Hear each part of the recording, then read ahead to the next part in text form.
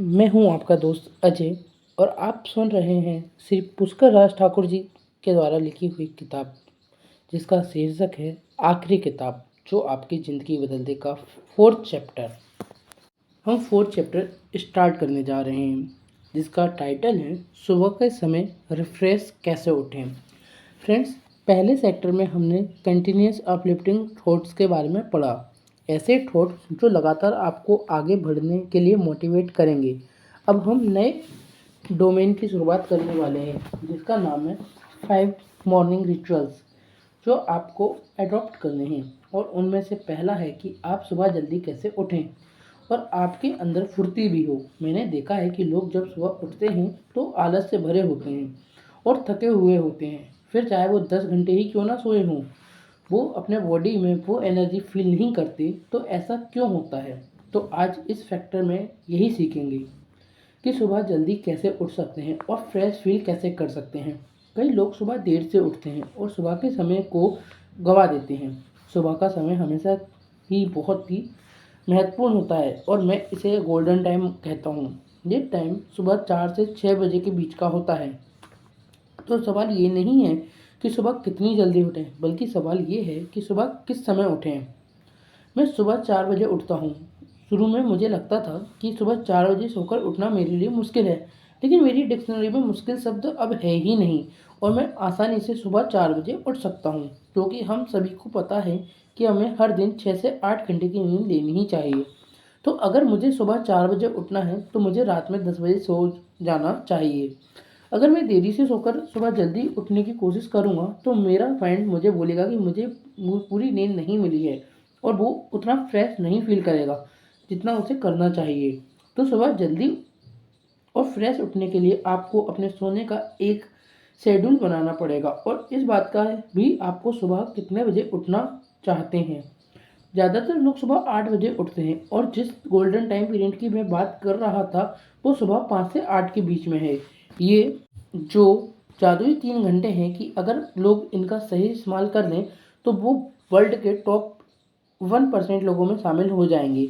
अगर आप 7 बजे भी उठते हैं तो आप भी 90% लोगों को 1 घंटे के लिए पीछे छोड़ देते हैं। ऐसे ही अगर आप 6 बजे उठते हैं तो आप लोगों को 2 घंटे पीछे छोड़ते हैं और सुबह 4 बजे उठते हैं तो उन लोगों से 4 घंटे आगे हैं। अगर आप सक्सेसफुल लोगों की कहानियाँ पढ़ेंगे तो आपको पता चलेगा कि वो सभी सुबह 4 से 6 के बीच उठते हैं और फ्रेश फील करते हैं। वो कुछ मॉर्निंग रिचुअल्स फॉलो करते हैं। तो आप कैसे सुबह जल्दी उठकर फ्रेश फील कर सकते हैं, आप नीचे लिखे टिप्स पढ़कर फॉलो कर सकते हैं।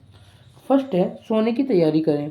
जैसा कि आप जिम जाने के लिए या योगा करने के लिए करते हैं, तैयार रहते हैं, जिसमें आप ज़रूरी कपड़े पहनते हैं या ज़रूरी डाइट लेते हैं, इत्यादि इत्यादि करते हैं, ठीक उसी तरह आपको सोने के लिए भी तैयारी करनी चाहिए, जो बहुत लोग नहीं कर पाते हैं और सुबह उठते हैं तो आलस से भरे होते हैं। कई लोगों को तो ढंग से नींद भी नहीं आती और नींद आने के लिए उनको शराब या दवाइयों का सहारा लेना पड़ता है।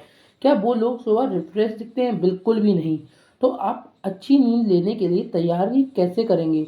कई सारे लोग ऐसे होते हैं जो ऑफिस से घर आते ही टीवी देखने लगते हैं और उनके दिमाग में कई सारी चीज़ें स्टोर होने लगती हैं जो अधिकतर नेगेटिव होती हैं और हमारा माइंड उसी तरफ ज़्यादातर जाता है। ये सभी चीज़ें हमारे सबकॉन्शियस माइंड में जाकर स्टोर होती हैं। जो भी टीवी शोज हम इंडिया में देखते हैं उनमें उनसे हमें कोई फ़ायदा नहीं पहुंचता है और बहुत ही कम ऐसे हैं जो हमको मोटिवेट करते हैं। तो सोने से पहले जो सबसे बुरा काम आप करते हैं वो है टीवी देखना। हमारे देश के जो यूथ हैं वो भी हमारे सोशल मीडिया पर बिजी रहते हैं और उनका माइंड भी अच्छी चीज़ों की तरफ नहीं जाता है जो कि उनकी लाइफ में वैल्यू ऐड करे। मैं भी पहले ऐसा ही था, लेकिन मुझे एहसास हुआ कि ये मेरे लिए सही नहीं है और मैंने वो आदत छोड़ दी। आपका बेडरूम आपके रिलैक्स करने की जगह होनी चाहिए और वहाँ कोई भी डिस्ट्रैक्शन नहीं होना चाहिए और आप वहाँ सिर्फ अपने बॉडी और माइंड को ही रिलैक्स करें। तो अच्छी नींद लेने की तैयारियों में आपको जो सबसे पहला काम करना है वो ये है कि आपको अपने बेडरूम में कोई टीवी नहीं रखनी है। दूसरा ये कि सोने से 15 मिनट पहले अपना फ़ोन भी आप अपने आप से दूर कर दें। अगर आप सुबह 6 घंटे की नींद लेकर सुबह 5 बजे जागना चाहते हैं तो अपना फ़ोन 10:45 पर ही अपने से दूर कर दें। अपना फ़ोन तकिए के नीचे या साइड वाले टेबल पर ना रखें क्योंकि इसके रेडिएशन खतरनाक होते हैं। सेकंड पॉइंट, पॉजिटिव चीज़ें पढ़ें। पॉजिटिविटी में ध्यान लगाएं, अच्छी किताबें पढ़ें, आर्टिकल्स पढ़ें। अगर आप रात में सोने से पहले अच्छी चीज़ें पढ़ेंगे तो आपके सबकॉन्शियस माइंड में स्टोर होंगी और रात में आपके दिमाग में फीड होंगी। ये चीज़ें आपको अपनी अगली सुबह के लिए पॉजिटिविटी देंगी। आपको इस बात का भी ध्यान रखना है कि आपको क्या पढ़ना है। आप नॉवेल्स ना पढ़ें बल्कि सक्सेसफुल लोगों की बायोग्राफिक्स पढ़ें, सेल्फ इम्प्रूवमेंट के ऊपर किताब पढ़ें क्योंकि ऐसी चीज़ें आपको मोटिवेट भी करेंगी। जैसे हर दिन सुबह नहाना और खाना ज़रूरी है, वैसे ही लाइफ में डेली बेसिस पर मोटिवेशन भी ज़रूरी है। समय पर सो जाएं।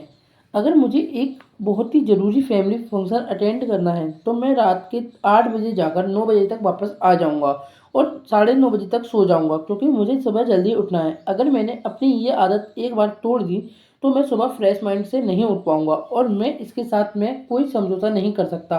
तो रात में सोने का एक टाइम फिक्स कर लें और उसे उतनी ही इम्पोर्टेंस दें जितनी आप दूसरी चीज़ों को देते हैं। मोबाइल की लाइट आपके स्लीपिंग पैटर्न को ख़राब करती है और आपको बेवकूफ़ बनाती है कि अभी रात नहीं हुई है। कई लोग ऐसी शिकायत करते हैं कि उनको रात को नींद नहीं आती और अगर आप उनको पूछेंगे कि वो क्या करते हैं तो वो कहेंगे कि अपने फ़ोन पे लगे रहते हैं।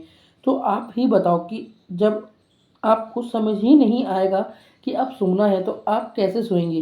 तो सोने से पहले मोबाइल का इस्तेमाल ना के बराबर करें। आपने वो इंग्लिश में भी सुना ही होगा कि early to bed early to rise keeps a man healthy wealthy and wise. तो आप अगर सुबह 1 घंटे भी पहले उठते हैं तो आप लोगों से 365 घंटे आगे चल रहे हैं। लेकिन ये ट्रिक सिर्फ सुबह के लिए ही है। रात में 1 घंटा ज़्यादा जागकर कोई फ़ायदा नहीं है। हो सकता है कि रात को आपको कोई कॉल या मैसेज कर ले लेकिन सुबह के समय कोई भी डिस्ट्रैक्शन नहीं होती है और इससे इंसान शांति से अपना काम कर सकता है। उदाहरण के लिए मान लीजिए कि अगर आप एक स्टूडेंट हैं और सुबह का 1 घंटा आप अपनी पढ़ाई के ऊपर खर्च कर रहे हैं तो जब आपके एग्ज़ाम्स आएंगे तो आपके पास सबसे ज़्यादा नॉलेज होगी। लोगों को लगेगा कि आपके पास कोई जादुई शक्ति है जो आपके पास इतना सारा नॉलेज है।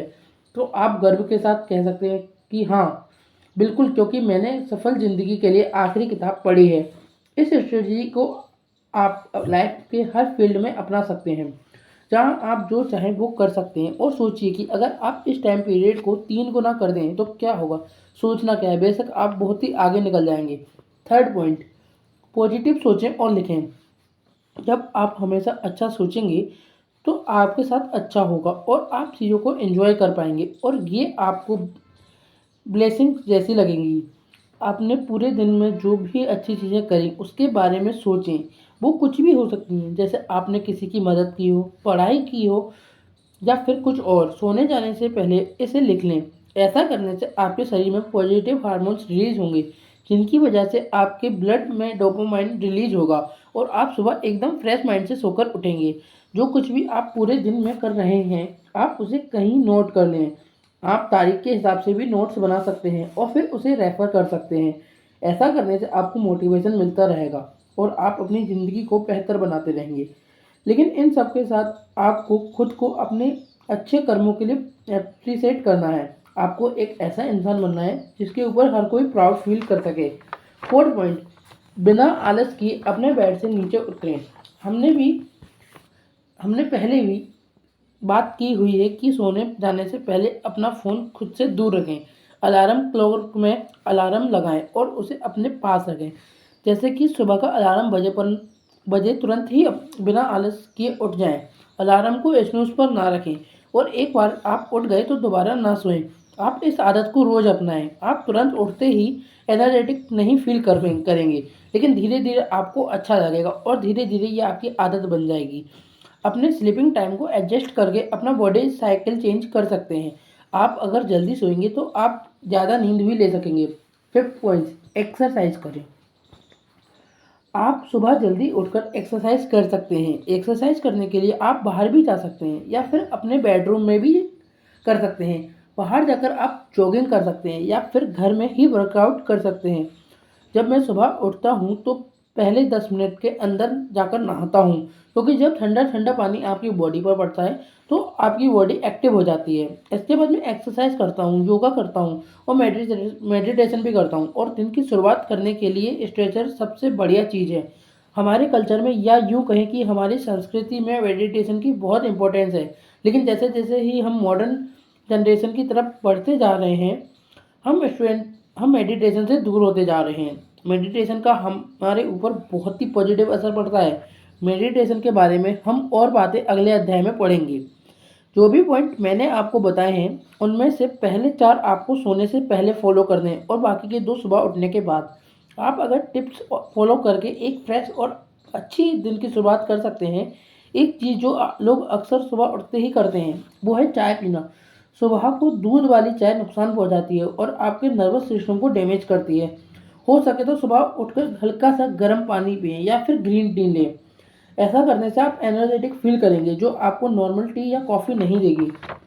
मैं यकीन के साथ कह सकता हूँ कि अगर आपने ऊपर के टिप्स फॉलो कर लिए और इन आदतों को अपने जीवन में अपना लिया, तो आपके अंदर बहुत सारे पॉजिटिव चेंजेस आएंगे और लोग आपसे इंस्पायर भी रहेंगे। मैं सिर्फ आपको सलाह दे सकता हूँ, मानना या ना मानना आपके हाथ में है। तो ये था श्री पुष्कर राज ठाकुर जी की किताब, जिसका शीर्षक है मेरी आखिरी किताब। अब मिलेंगे अगली वीडियो में। वीडियो को अंत तक ध्यानपूर्वक सुनने के लिए आप सभी का बहुत बहुत धन्यवाद।